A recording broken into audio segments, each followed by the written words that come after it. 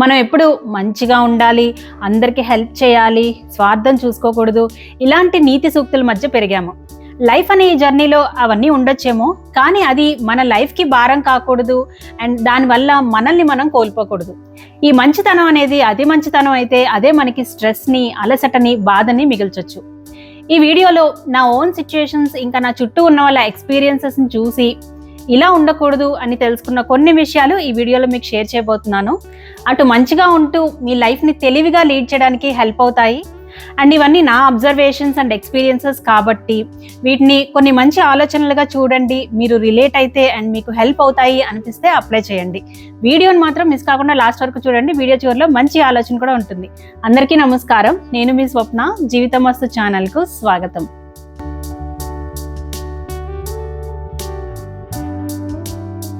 మన first point ఏంటంటే, లైఫ్లో ఒకటి బాగా గుర్తుపెట్టుకోవాలి. అదేంటంటే, మనుషులు ఎప్పుడు ఒకేలా ఉండరు. సిచ్యుయేషన్స్ మారుతాయి అండ్ సిచ్యుయేషన్ బట్టి మనుషులు కూడా మారిపోతారు. లవ్ చేసుకున్నప్పుడు నీకోసం ఏమైనా చేస్తా అనే ఇంటెన్స్ ఫీలింగ్ ఉండొచ్చు, బట్ కొన్ని ఇయర్స్ తర్వాత అంత ఫీలింగ్స్ ఉండకపోవచ్చు. తర్వాత నిజంగా చేయాల్సి వచ్చినప్పుడు అంత ఈజీ కాదు, కొన్ని సిచ్యుయేషన్స్ నచ్చకపోవచ్చు.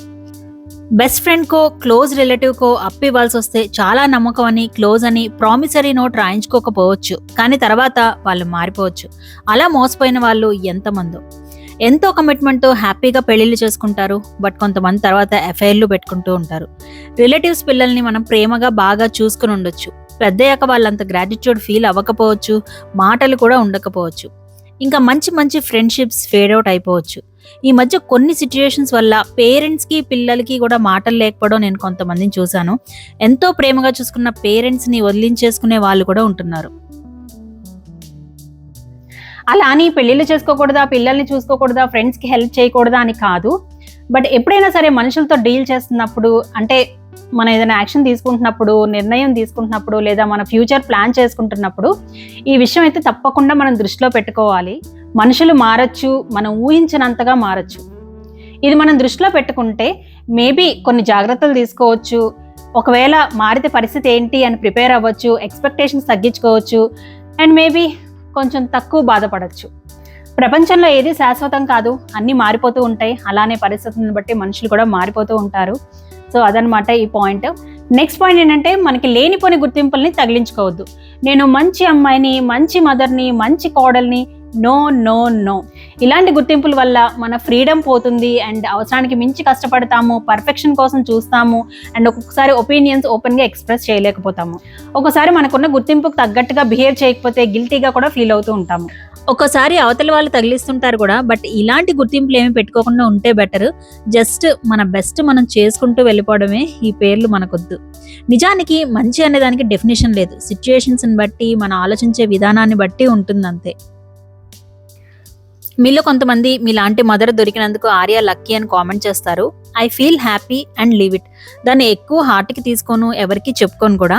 ఐఎమ్ డూయింగ్ మై బెస్ట్ అంతే. మీరు అందంగా ఉన్నారు, మీరు ఇది, మీరు అది, ఇలాంటివి ఒక చిన్న స్మైల్ తీసుకొస్తాయి అంతే. But I don't want to keep any tags. మీరు నన్ను ఒక మంచి యూట్యూబరు, మంచి కంటెంట్ ఉన్న వీడియోసే పెడతారు అని అంటూ ఉంటారనమాట. ఎస్, నాకు కంటెంట్ ఉన్న వీడియోస్ పెట్టడమే ఇష్టము, కానీ ఒక్కొక్కసారి ఎక్కడో ఇది కొంచెం ప్రెషర్ అవుతూ ఉంటుంది అనమాట. కొంచెం క్యాజువల్గా వీడియోస్ పెడదామన్నా ఇది కొంచెం అడ్డొస్తూ ఉంటుంది. సో దీన్ని కొంచెం లైట్ తీసుకుందాం అనుకుంటున్నా. నేను చేసే వీడియోస్ అయితే మారవు, నాకు సాటిస్ఫాక్షన్ ఇచ్చే వీడియోసే చేస్తాను. అఫ్ కోర్స్ కంటెంట్ ఉండేలాగానే చూసుకుంటాను, బట్ దీన్ని కొంచెం లైట్ తీసుకుంటే మేబీ ఇంకా బెటర్ వీడియోస్ కూడా వస్తాయేమో అని అనిపించింది. సో అదనమాట. నెక్స్ట్ పాయింట్ చూసే ముందు, మీలో పని చేసుకుంటూ లేదా పని అయిపోయాక మంచి కథలు వింటూ రిలాక్స్ అవ్వడం ఇష్టమైన వాళ్ళు ఎవరైనా ఉంటే దానికి కుకు ఎఫ్ఎం యాప్లో ఫిక్షన్ ఆడియో బుక్స్ మంచి సొల్యూషన్. మంచి thrilling stories, love stories, Panchatantra లాంటి చిన్నప్పటి కథలు, ఇలా చాలా మంచి కలెక్షన్ ఉంది. మనసు మాట వినదు అనే ఇంట్రెస్టింగ్ స్టోరీని మీకు సజెస్ట్ చేస్తున్నాను. ఆ ఇద్దరి కళ ఒక్కటే, లైఫ్లో గొప్ప స్థాయికి చేరుకోవాలని. ఇంతలో ఒకరినొకరు ఇష్టపడతారు. అయితే ఆమె అతని ప్రేమ కోసం లక్ష్యాన్ని వదులుకుంటుందా, లేక తను అనుకున్న లక్ష్యాన్ని సాధించడానికి అతని ప్రేమను వదులుకుంటుందా? ఆ ఇద్దరు కలుస్తారా? ఎన్నో ఇంట్రెస్టింగ్ ట్విస్టులతో కూడిన మంచి లవ్ స్టోరీ. కుకు ఎఫ్ఎంలో ప్రతి నెల 20కి పైగా ఆడియో బుక్స్ రీజనల్ లాంగ్వేజెస్లో యాడ్ అవుతూ ఉంటాయి. ఈ యాప్లో 7 days ఫ్రీ ట్రయల్ నడుస్తుంది. దానిలో భాగంగా ప్రీమియం ఆడియో కంటెంట్ యాడ్స్ లేకుండా 7 days ఫ్రీగా వినొచ్చు. కుకు ఎఫ్ఎం యాప్ ఇన్స్టాల్ చేసుకోండి, మీ మనసుకి నచ్చింది వినండి. నెక్స్ట్ పాయింట్ ఏంటంటే, అవతలి వాళ్ళు అడగనిది, కోరుకోనిది, అవసరం లేనిది ఇవ్వద్దు. ఒకవేళ ఇచ్చిన గుర్తింపు ఎక్స్పెక్ట్ చేయొద్దు. కొంతమంది బొమ్మరిల్లు ఫాదర్ టైప్ లో వాళ్ళకి మంచిది అనిపించింది, ఇవ్వాలి అనిపించింది, నిజంగా అవతల వాళ్ళకి మంచిదా, హ్యాపీగా ఫీల్ అవుతారా అని ఆలోచించకుండా ఎక్కువ చేసేసి ఇచ్చేసి వాళ్ళు గుర్తించలేదని ఫీల్ అవుతారు. ఎప్పుడు అనవసరంగా అలా ఎక్కువ చేయొద్దు. మీకు వాళ్ళకి ఏమైనా చెయ్యాలి అని ఉంటే వాళ్ళకి ఏం కావాలో అడిగి చేయడం బెటర్ ఏమో అనిపిస్తుంది. ఫర్ ఎగ్జాంపుల్, మీకు చాలా హెల్దీ అనిపించింది చేసి పక్కింటి వాళ్ళకి ఇచ్చి వాళ్ళు దాన్ని మెచ్చుకోవాలి అని ఎక్స్పెక్ట్ చేయొద్దు. మీరు బర్త్డేకి డ్రెస్ గిఫ్ట్గా ఇచ్చారు, అది వాళ్ళు చాలా బాగుంది అని చెప్పాలి అని ఎక్స్పెక్ట్ చేయొద్దు. మీకు ఇవ్వాలని స్ట్రాంగ్గా అనిపిస్తే ఇవ్వండి, కానీ వాళ్ళు దాన్ని మెచ్చుకోకపోయినా పర్లేదు అనే దానికి ప్రిపేర్ అయి ఉండండి. కొంచెం కష్టమే, బట్ వేరే ఆప్షన్ లేదు. కొంతమంది ఇచ్చినప్పుడు బాగానే వాడుకుంటారు, రేపేమైనా ఇష్యూస్ వస్తే నేను అడిగానా, నేను ఇమ్మన్నానా లాంటి డైలాగ్స్ వినాల్సి రావచ్చు. కొంతమంది వద్దు వద్దంటున్నా అదొక ఫార్మాలిటీ కాబట్టి ఇవ్వాలని ఇస్తూ ఉంటారు. ఇంకా ఒక్కోసారి ఆల్రెడీ తిన్నాం అని చెప్పినా వాళ్ళ తృప్తి కోసం వద్దు వద్దు అన్న వడ్డిస్తూ ఉంటారు. దీనివల్ల అవతల వాళ్ళని ఇబ్బంది పెట్టినట్టు ఉంటుంది, మన టైం అండ్ ఎనర్జీని వేస్ట్ చేసుకున్నట్టు అవుతుంది. ఏదో చెయ్యాలి అని కాకుండా అవతలి వాళ్ళ అవసరం ఏంటి, వాళ్ళ సిచ్యువేషన్ ఏంటి, అవతలి వాళ్ళకి ఎంతవరకు ఎఫెక్టివ్గా ఉంటుంది అని ఆలోచించి చేయడం మంచిది. మనం ఎవరికి హెల్ప్ చేసినా సమర్థవంతంగా వాళ్ళకి ఉపయోగపడితేనే సాటిస్ఫాక్షన్ ఉంటుంది.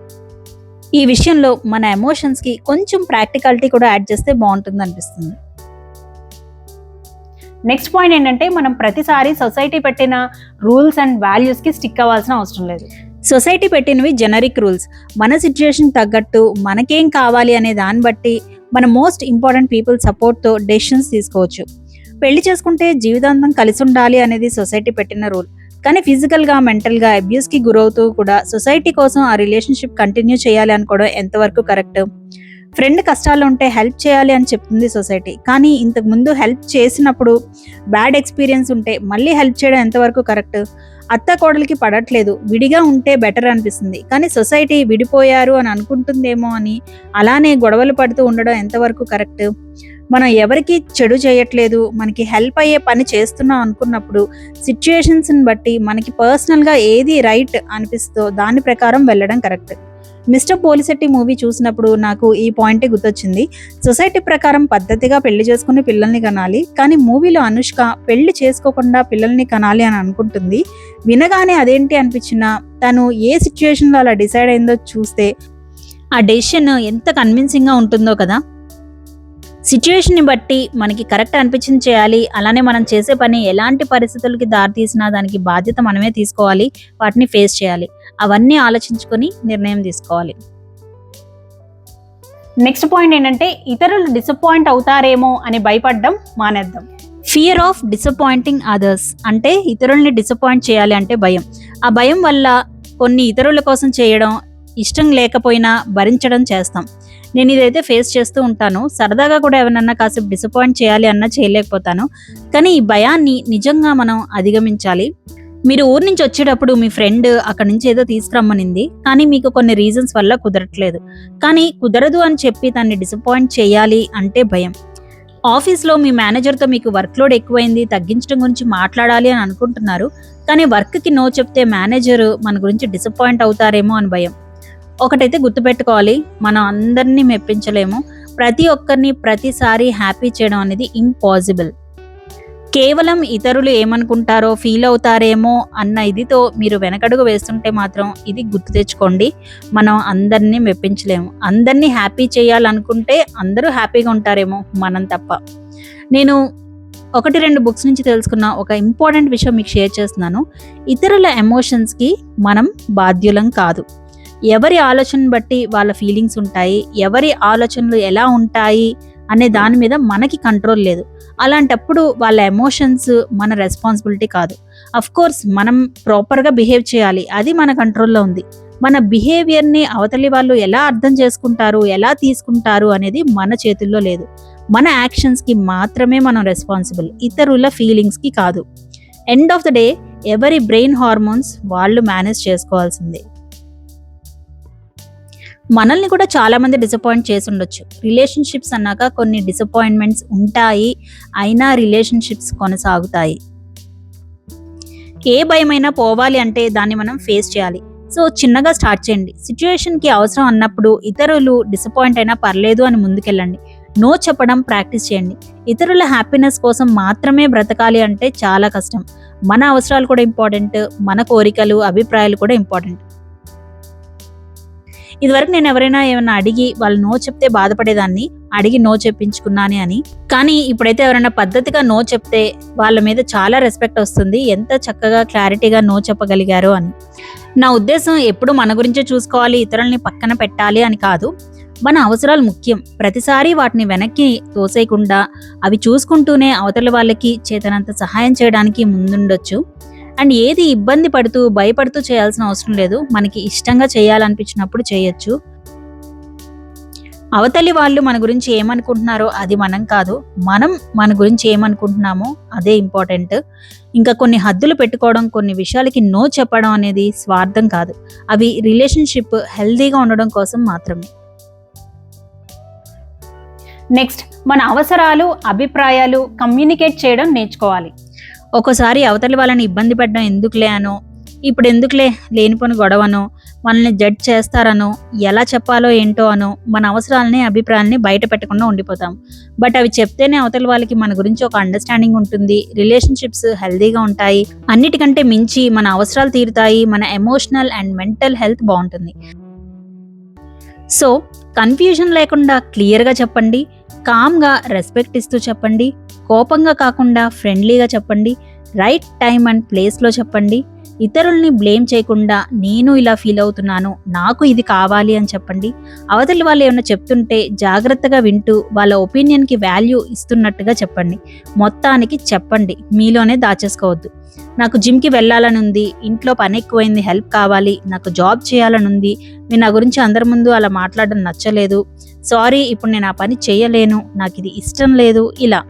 అలానే హెల్ప్ కావాలి అంటే అడగడానికి మొహమాట పడద్దు. అందరికీ అన్ని విషయాలు గ్రహించే సెన్స్ ఉండకపోవచ్చు, మనం అడిగితేనే తెలుస్తుంది, వాళ్ళు చేయగలిగింది చేస్తారు. లాస్ట్ బట్ నాట్ లీస్ట్, మీ గురించి పట్టించుకోని వాళ్ళ వెనకాల పరిగెట్టొద్దు. మనకి విలువ ఇవ్వని వాళ్ళ వెనుక, కేర్ చెయ్యని వాళ్ళ వెనుక పడ్డం వేస్ట్. మనల్ని జెన్యూన్గా ఇష్టపడే వాళ్ళు, సపోర్ట్ చేసే వాళ్ళ మీద ఫోకస్ చేస్తే రిలేషన్షిప్స్ మీనింగ్ఫుల్గా అనిపిస్తాయి, మంచి ఎమోషనల్ స్టేట్లో ఉంటాము. మనల్ని కేర్ చేయని వాళ్ళ వెనక పరిగెట్టడం అంటే మనకి మనం రెస్పెక్ట్ ఇచ్చుకోనట్టే, మన వాల్యూ మనం తగ్గించుకున్నట్టే. హెల్దీ రిలేషన్షిప్ అనేది మ్యూచువల్ రెస్పెక్ట్ మీద బిల్డ్ అయి ఉంటుంది. ఒక రిలేషన్షిప్ ఉంది అంటే ఒకరికి ఒకరు ఎంత అవసరమో ఇంకొకరికి అంతే అవసరం.